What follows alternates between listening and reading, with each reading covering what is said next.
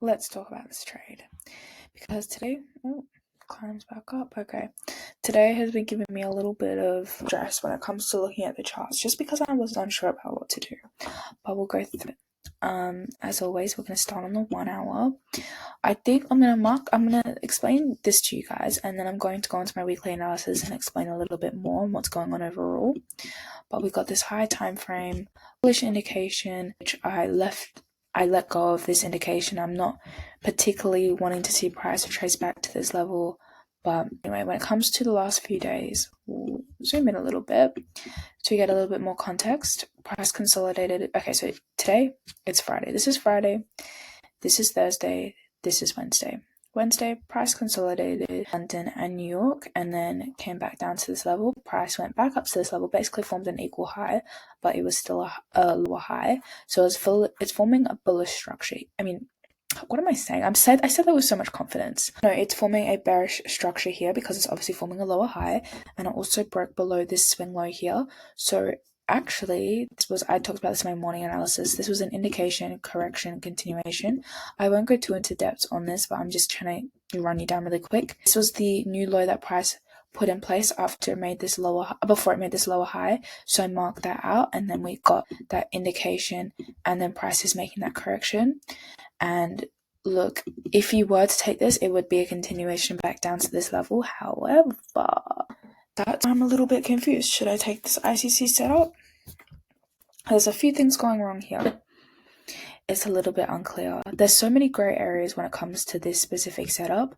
Like, is this really a lower high or is this an equal high? Because it looks pretty much equal to me. I mean, it is still a lower high though. That's why I've obviously marked it as a lower high, because it still is a lower high. But at the same time, it looks like price tried to push back up, break past that all-time high level because it was forming bullish structure, and then it just failed to do so.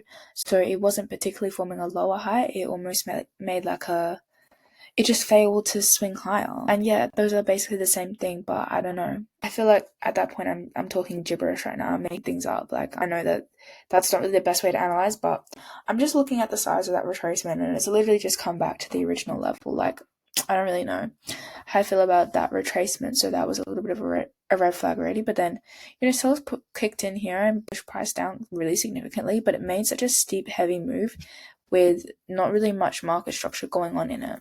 I'm just going to zoom into that move. So we got a little bit of consolidation in this zone, and then it just broke back down, pushed back down again. So we had a very massive move with this minimal retracement. Now, this retracement would have been fine considering we got some consolidation here.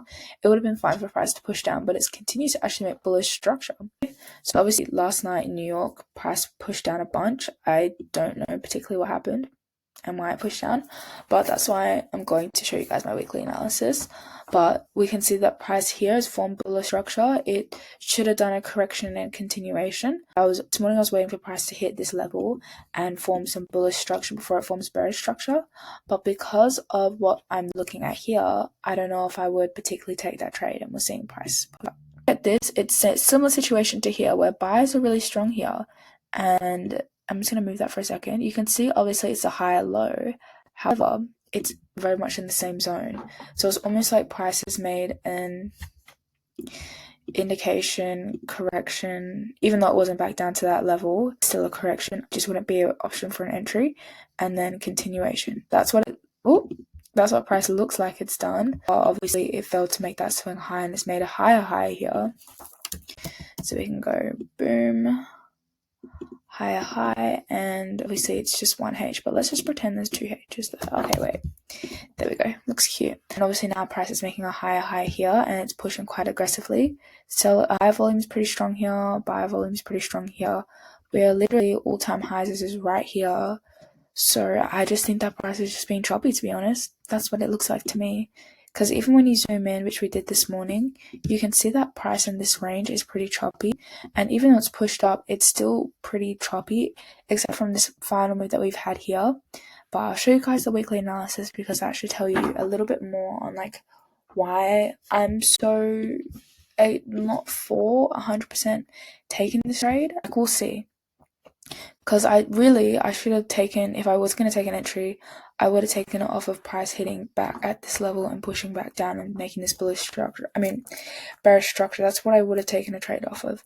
But I didn't take a trade, I sat out. of this one, just because of so much was going on that I was just like, this might not be an A+ setup.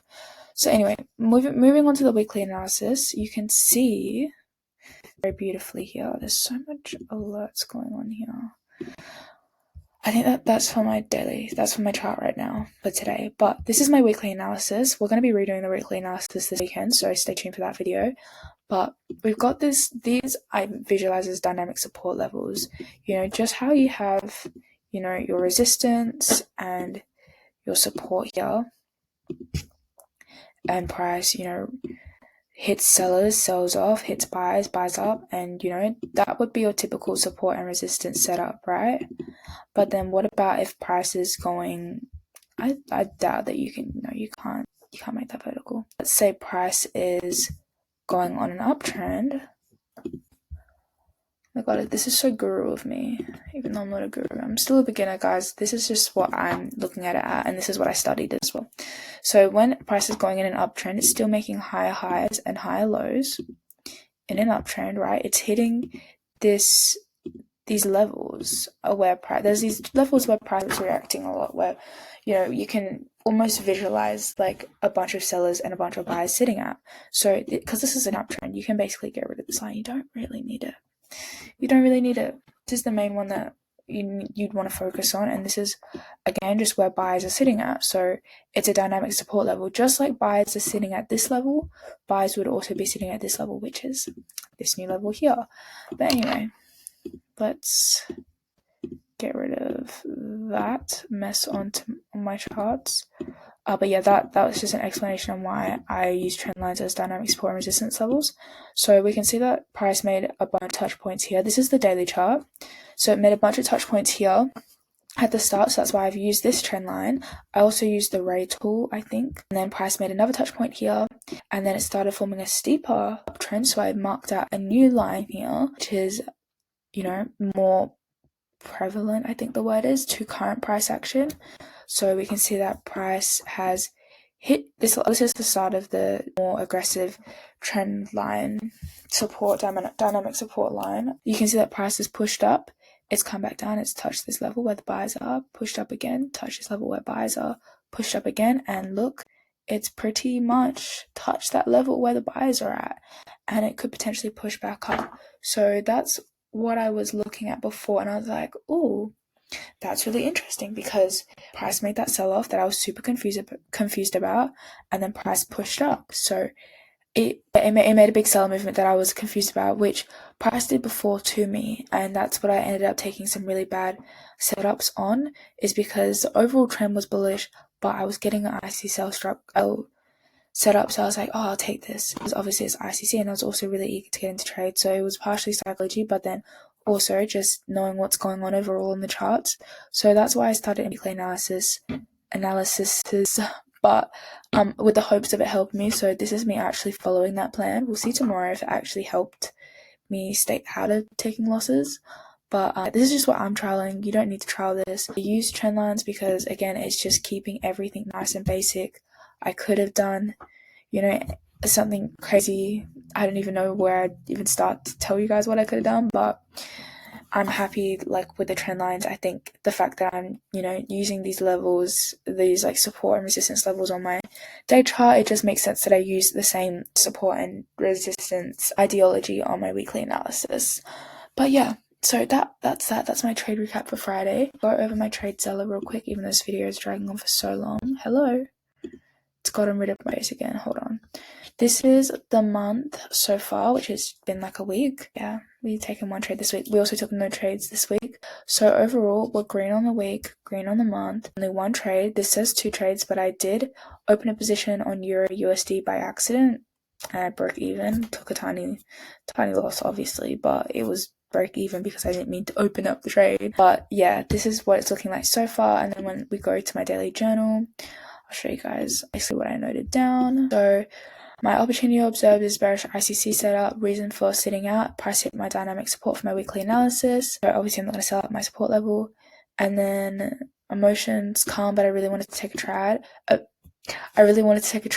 was trying to say trade and bad at the same time. That's so stupid. But I really wanted to take a trade really bad, just because I felt awkward for only taking one trade this week. I feel like part of me just wants to take more trades to like show you guys, and also just because, you know, the idea of making money, yeah, I'm gonna be real.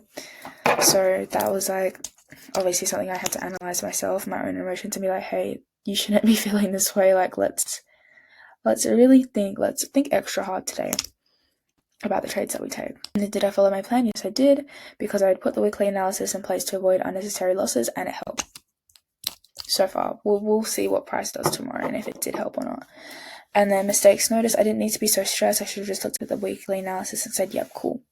I should have looked at the weekly analysis with the sell set up and just been like, okay, yeah, it's hit my dynamic support level. It could bounce up from here like it has in the past.